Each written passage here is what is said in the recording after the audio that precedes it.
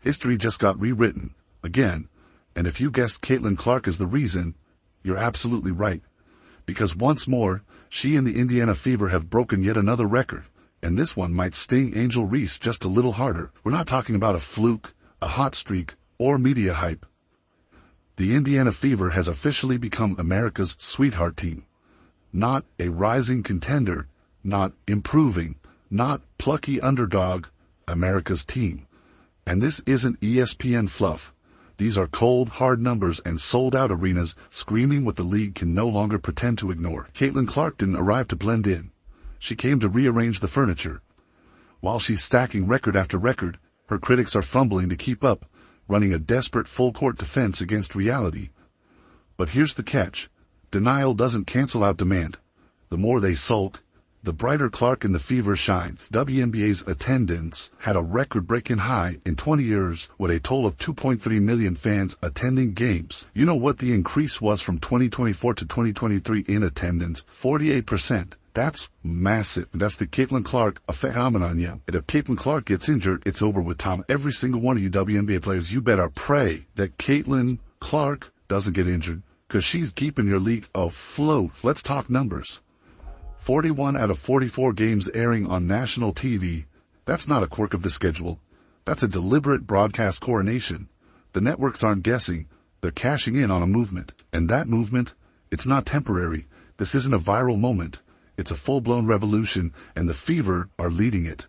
Caitlin Clark didn't just lift a team. She turned Indiana into the epicenter of women's basketball. They're the hottest ticket in town, and the media can't get enough. Headlines, cameras, coverage, it all points back to one person. Let's rewind the clock. Just a few seasons ago, the Indiana Fever were practically invisible, playing in front of half-empty crowds, ignored by the networks, and largely forgotten by the league's own marketing. And now, they're the main event. So what changed? One name, Clark. Her presence turned the Fever from filler into front page. From bottom feeders to sellout stars.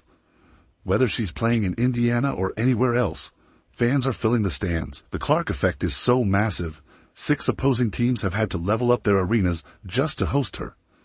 Think about that. Teams like Chicago, Dallas, and Connecticut are ditching their usual courts for NBA venues because Clark's drawing crowds too big to fit in their standard spots. And if you think that doesn't bother a certain Angel Reese, think again. She's probably somewhere wondering why the United Center isn't calling her name unless Caitlin's also on the floor.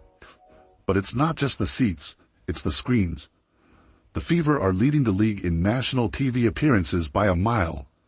Not just more than usual. We're talking more than the defending champs. Clark isn't just driving storylines, she's driving broadcast lineups. This isn't gifted coverage, this is earned.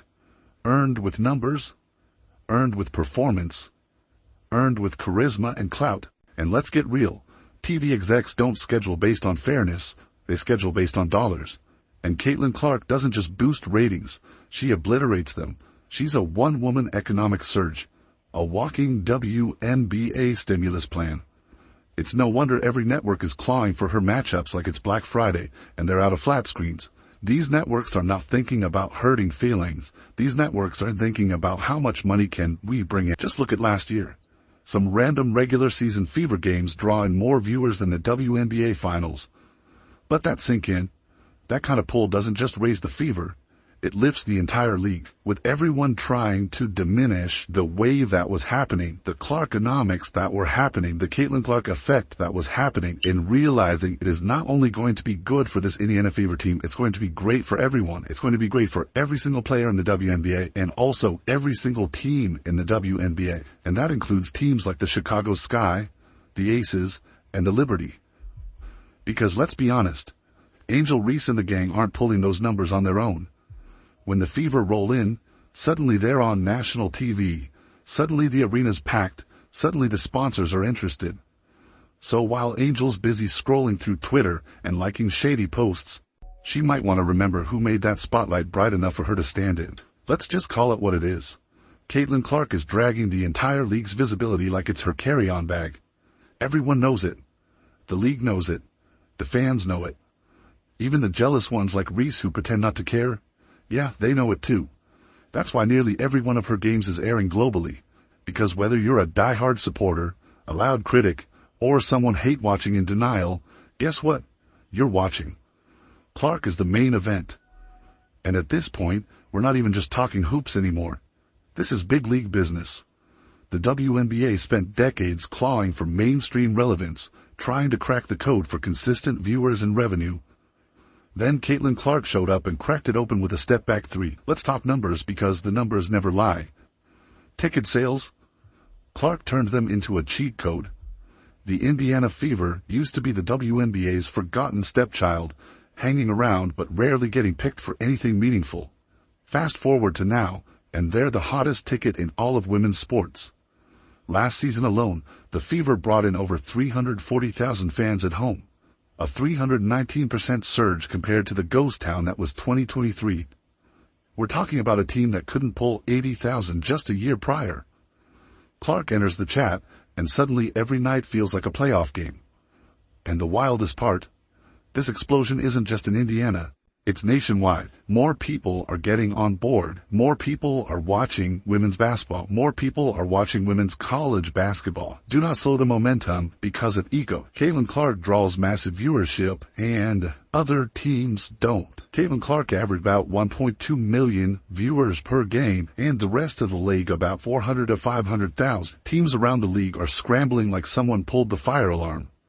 They're abandoning their tiny home gyms and upgrading to NBA arenas to keep up with the Clark crowds. The Chicago Sky is booking the United Center. The Dallas Wings are calling in favors at the Mavs Arena. Atlanta's moving into State Farm Arena. Connecticut, they said forget Mohegan Sun and grabbed a spot at TD Garden like they were prepping for a Celtics game. These aren't upgrades, they're evacuations.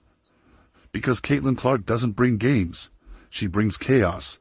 Sellout level, revenue exploding chaos. And while some folks call this hype, the smarter ones call it what it really is, economics. Hosting the Fever is like landing a golden goose in a jersey. More fans, more merch, more snacks sold at the concession stand. It all adds up to more money. Clark isn't just growing the game, she's bankrolling its future. Every team cashing in on her appearances owes her a thank you note and a bonus check. 6 WNBA networks set ratings records this season, all Caitlin Clark. 23 WNBA games drew more than 1 million viewers. Clark played in 20 of them. And then there's the merch game. Clark didn't just top the charts, she deleted them. Her jersey outsold the entire rest of the league combined. That's not a breakout star, that's a marketing machine. Thanks to her, the Indiana Fever went from being a regional trivia answer to one of the highest grossing franchises in women's sports. Caitlin Clark is no longer just a player. She's a brand with a jump shot. Want some more receipts? Let's go. Fever games alone generated half of all the WNBA's national TV revenue last season. One rookie, one team. League-wide attendance up by 48%, and more WNBA games passed the 1 million viewer mark in 2024 than in the past 20 years combined. So what's the common thread? It's not a trick question. It's Caitlin freaking Clark. This is exactly what fans begged for. Higher visibility, sold-out games, actual buzz. Now that it's happening, suddenly a few people are feeling uncomfortable. Wonder why? Could it be because Clark didn't just join the league? She hijacked the spotlight and hasn't given it back. Caitlin Clark, the Indiana Fever schedule has come out. We now know how many national games they got. The Indiana Fever is America's team, but the old WNBA fans are furious over. They're mad, they're crying, and of course, when someone dominates this hard, the Shade Brigade pulls up. Enter the drama. The media-manufactured rivalry with Angel Reese. Since draft night, we've been force-fed this fake feud like it's the next big thing. Every Fever versus Sky matchup becomes an excuse for the networks to cue up the tension music. But let's be honest, this isn't a rivalry, it's a soap opera. You've got Caitlin putting up numbers, making history, changing the economics of the league. Then there's Angel, stirring up drama with vague tweets, interview side-eyes, and enough passive aggression to fill a Real Housewives reunion. While the media tried to force-feed a fake rivalry, Caitlin Clark didn't bite. She's not here for the drama. She's not auditioning for reality TV unlike a certain bricklayer we know. She's here to be the greatest. No subtweets, no backhanded interviews, just buckets, records, and TV checks with extra zeros.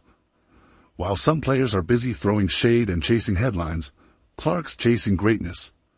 And spoiler, she's already caught it. And let's talk about that dusty, recycled, overhyped argument. People still say she's only big because the media pushed her.